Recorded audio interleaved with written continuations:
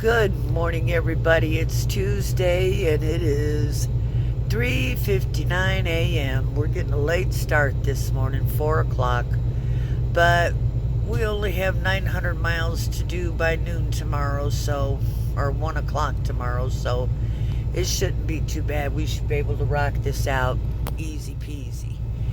This is the start and the end of every day in a truck stop. And in a second, you'll see come walking up the reason why we start and stop and every day at the truck stop. It's simply because of Loki and Moops. They're very insistent. When they want to go out, they want to go out then. And they don't hesitate to get in their daddy's ear and let him know about it. And that's okay. And I thought I would see them coming back by now, but oh well, you just have to listen to me for a minute, kind of swing around, see what we see, if anything. This is a pilot we're at tonight, or last night, this morning. The preferred truck stop is a Love's. And then after a Love, oh no, this is not a pilot. I told you wrong. I can see it's the TA. But he prefers the Loves all the way around. The nice thing about Loves is his company has a contract with them. So every gallon of gas or fuel that they get, the drivers get points for it. So, and those points are equal to dollar amounts you can spend in the store to purchase things. You can't buy fuel, and you can't buy alcohol, and you can't buy cigarettes, but you can buy just about anything else in the store. And also, oh, here they come. I see them sneaking up behind a truck over there. They should be coming out here in the spot between the darker reddish purple truck and the lighter reddish purple truck. There they come. In 1.25 miles, take exit 79A on the right to I-39 South. Well, now, wasn't that lovely? They're talking to me, telling me which way to go. And here they come, Loki, the Moops, and the captain. So they'll be getting in the car, and truck will be taking off. So I'll talk to y'all later. Bye. I don't know if y'all can see it very well or not, but there's a windmill farm back over there.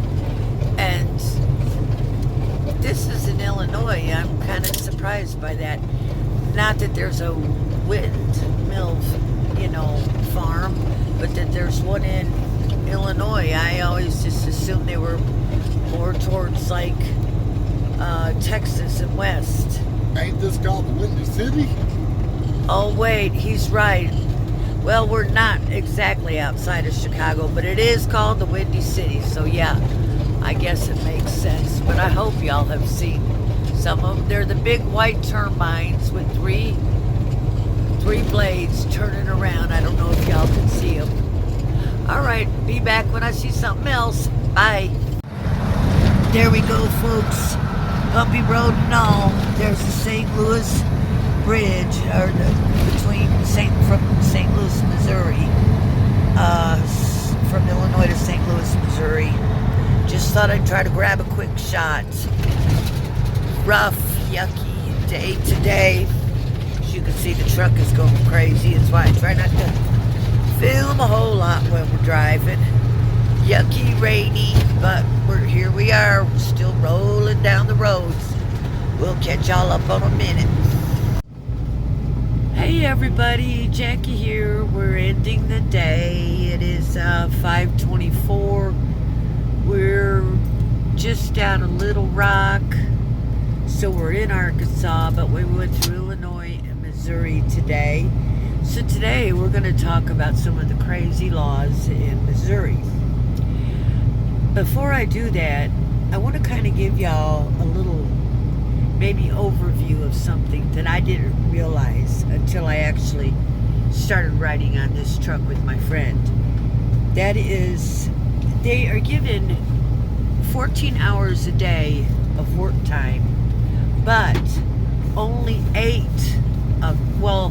10 of it is drive time hours. 11. They have, after they have 8 hours, they have to have a 30-minute break, and then they can drive 3 more hours. So even though they're on duty for 14 hours, they can only technically drive 11. So sometimes it seems like they're not making any head ground because there's all these hours, but there's no mileage turning forward, and it's simply because that's the rules of the DOT. And after you use up all your hours for the week, which is, as far as I can understand, is like an 8-day period, okay, and you have 70 hours in that 8-day period that you can drive. You can work or drive. So now, at the end of those 70 hours, you're supposed to do what they call a 34 out, where you are strictly not on the clock, nothing at all for 34 hours. That doesn't seem to happen too very often. It's been so long that my friend has been running these kind of, get a day and a half to make a 900-mile trip, and you think, okay, that's great, you can do that easy. Well, on the trucks, they have governors, which everybody knows what it is, to keep you from going past a certain speed. And so different companies set them at different rates. His truck, at the most, will go 73. And if it goes past 70, it starts hollering at him, "Speed warning! Speed warning!" So the first time I heard that, back after I got back on the truck this time, I said, "Well, hello, old friend, I missed you." Because there it was, speed warning, speed warning.